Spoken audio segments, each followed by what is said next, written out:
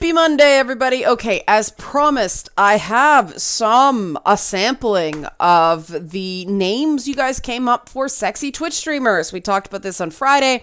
I said I'd read your responses on Monday, and this is sort of a sampling. There were plenty of, I thought, extremely valid, non-derogatory names that we can give these ladies.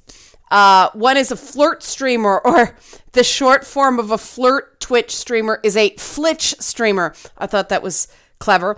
Eye candy, I lowercase candy streamer, Eero streamer, Cupid streamer, Twitch models came up by quite a few people. One person said just call them streamers. That's the activity they're doing. The other thing is a flavor. Fair enough. Tease streams, and then cheesecake streams or cheese streams. My two favorites, personal favorites, runner-up is steamy streamers. I just like sort of the alliteration. But then stream queens. I love that because it's a play on scream queens. I like stream queens, but any of those options I just read are perfectly valid and non-derogatory. And I think they're great. I just happen to like, because I'm a big fan of the whole scream queen thing. So stream queens, I thought was so clever, but they're all really good. So good experiment, everybody. We just showed that with a little bit of thought, this shit ain't that hard.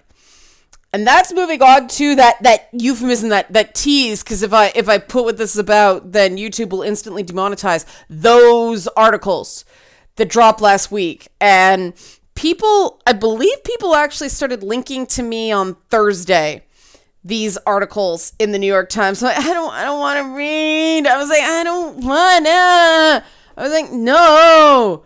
I had to take the GO train down to a buddy's birthday, where of course we went somewhere and played video games.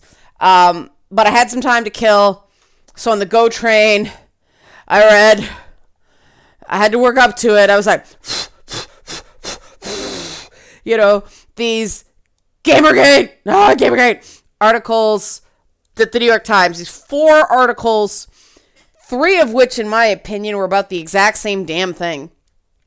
And the 4th completely negated the other 3, because the other 3 were basically, Gamergate was the moment that the evil alt-right got its what together and figured out how to properly harass women, and it's never gotten better, and it was the blueprint for the 2016 election, and so on and so on. And this 4th article, which was to me the only new ground covered, talked about something that I care very much about, which is the forced choice that women of color who also identify as feminists, predominantly black women, have to choose between their race and their gender, because feminism is seen as sort of this white monolith.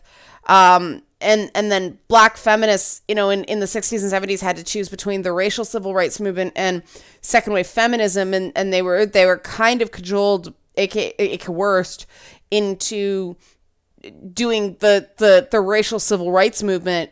And so they got left behind. And so the unique harassment of black feminists, which predates the whole crap storm of 2014, 2015, basically invalidates everything else everybody else was saying about, it being this blueprint. And those of you who saw me on Mad Dog's, Who the F is podcast, that was a lot of fun. It was a lot of fun talking to him. Cool guy, really obsessed with Twinkies, but, I don't judge that. He's also interested in poutine, so all good. And I confessed my unhealthy love of hobnobs, and we bonded over the dark chocolate salted caramel hobnobs. Oh my God, so good. If you want me to do pretty much anything you want, wave hobnobs in front of me. I freaking love hobnobs. I don't know why, other than they're like a little bit salty and a little bit of sweet and like a little bit grainy, but not too much of anything. They're like, oh my God, the perfect food. Just nom, nom, nom. The whole package. I love hobnobs. I know that's kind of weird, but I love hobnobs. But yeah, that was a lot of fun. And we talked about this. And I talked about the fact that this argument that the crap storm of 2014, 2015, formerly known as Gamergate, the idea that it was somehow the blueprint for what the alt-right did since you guys know I will choose facts over feels any day, but especially when the void between facts and feels is so vast. And as I pointed out on Mad Dog's stream, if Gamergate was truly the blueprint for what Bannon and company did going forward, there would have been many more outright attacks on feminism in what they're doing, and that hasn't been their focus. Their focus has been immigrants and voter suppression. And that, I think, was what actually came out of Gamergate, that, you know, the Milo experiment vis-a-vis Bannon failed to convert people to a political ideology, a political way of thinking. They were not able to pull the people very upset about what they perceived as ethical lapses in games journalism into a right-wing way of thinking. They sort of remained center-left, and we're quite happy with that. Thank you very much. What they realized they could do is make a whole bunch of people go, I don't like any of y'all, and check out.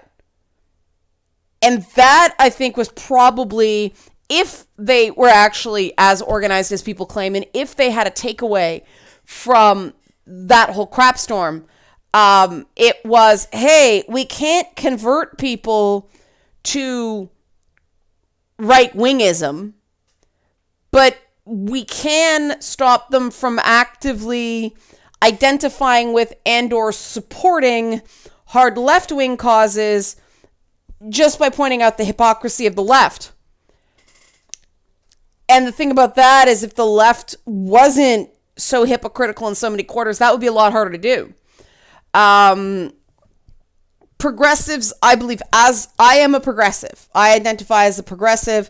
You guys know it drives you crazy how left-wing I am on some things. You guys know I have no tolerance for homophobia. I have no tolerance for any racism. I have no tolerance for transphobia.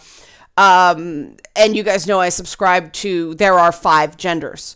I subscribe to the Indigenous Canadian model of gender demarcations. There's male, female, non-binary, and then basically the equivalent of trans man and trans woman. 5 genders.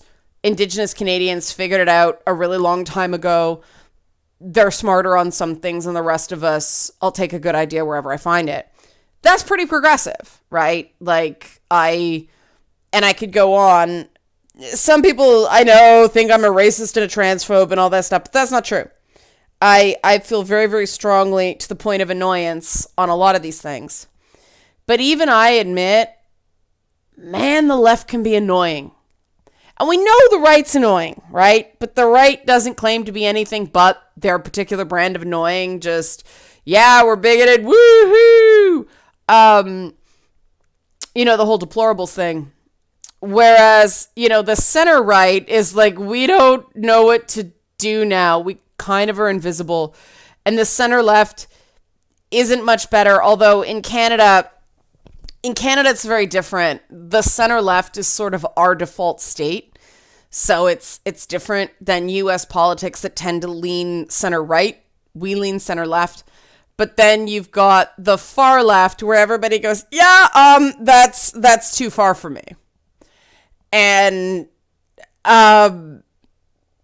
you know, I'm fine with gender neutral bathrooms. I have no problem with it. I've used them. I take no issue with it. It's kind of fun in some ways, but more on that later. But I do see a point where it gets nuts. And when it gets nuts, it becomes very easy for operatives who want to discredit progress to make all progress synonymous with the ridiculousness that isn't progress at all. It is regression. And that's just taking it up. That's taking an opportunity. That's what political operatives do. We need to expect that. So those on the left who care very much about various reconciliations, because that's what we're really talking about right now, except for trans rights, which do need some work.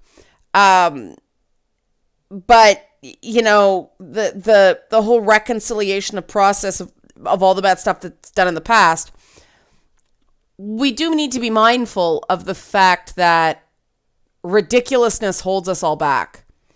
And I do think that the New York Times decision to run 4 articles, 3 of which were redundant, was a mistake.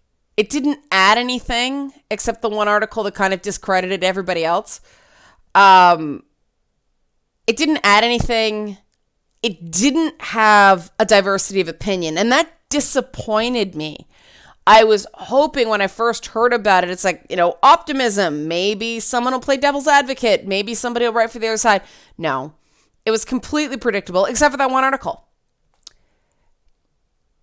If you've got nothing new to say, bringing up old wounds only pisses people off and hurts people. There's no greater good. There's no public's right to know when there is nothing new to tell. It's not even really a major historical incident that makes sense to revisit as a part of history. The only people that really care about what went on there is like big time gamer uber nerds like me. I think most people, based on my like informal poll of Twitter, would just like to see that whole thing pass. Even people who were involved in it acutely, they just like to see the individual issues worked on. They don't need a label. And I just want to make clear that this channel welcomes everybody. If you were anti, if you were pro, as long as you're cool and willing to treat everybody else as, you know, individuals and not judge them by whatever label you want to stick on them, you are welcome here. And we will debate issues as friends, you know, as people with a common hobby. We will be cool about it. We will challenge each other. But no more Hatfields and McCoy. Hatfields and McCoy. Oh my God, Star Trek nerd. Hatfields and... It is a McCoys. Okay. Anyway, you know what I mean. No blood feud. No blood feud. No blood wars like in Dungeons and Dragons. No, like, what is it? The Batsu versus the Tanari. Was that it? Is that the two? I'm sure somebody will correct me if I got that wrong. But none of that. None of that. We're all gamers. We may come of it from different perspectives, but we all love games. Let's leave it there. Happy? Happy. We can talk about individual issues all you want. But yeah, let's just not go identity on each other. Right? Right.